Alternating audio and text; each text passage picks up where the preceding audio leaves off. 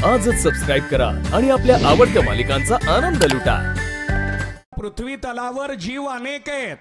अध्यात्माने याचे 4 प्रकार आपल्या समोर मांडलेले, जारज, उद्बीज, श्वेदज, अंडज। संतांनी या 4 प्रकाराला 84 लक्ष प्रकारामध्ये विभागलेला आहे, परंतु विज्ञानानं याला 3 प्रकारामध्ये विभागलं, जलचर, खेचर आणि भूचर।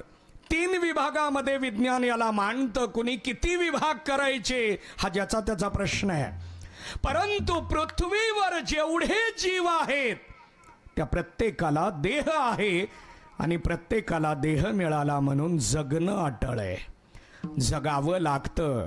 तसं मनुष्याला सुद्धा देह मिळाला, त्यांच्यात आणि आपल्यात फरक काय?